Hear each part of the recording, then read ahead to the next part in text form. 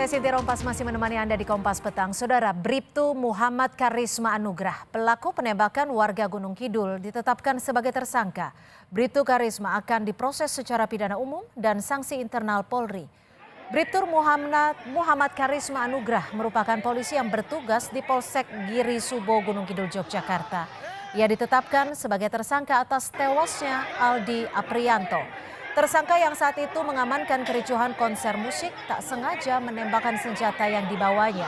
Tersangka dijerat dengan pasal 259 KUHP tentang kelalaian yang menyebabkan hilangnya nyawa seseorang. Selain itu, saudara, tersangka juga terancam sanksi internal Polri. Penyidik Polda DIY telah menetapkan satu orang tersangka yang bernama Bribtu MK, pekerjaan Polri, anggota Polsek Condong Jatuh, Depok, Sleman. Mohon maaf, Giri Subo.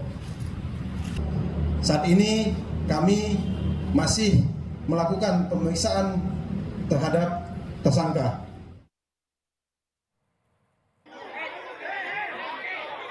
Menurut polisi, senjata yang dibawa tersangka merupakan milik juniornya.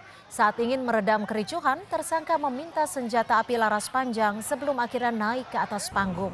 Bribtu Muhammad Karisma Anugrah dianggap melanggar prosedur SOP dan terancam dipecat dari Polri. Cukup, jadi kami mohon waktu untuk bisa melengkapi semua keterangan-keterangan. Dari Pak Dir sudah mengatakan bahwa kode etik pelanggarannya ini apakah nanti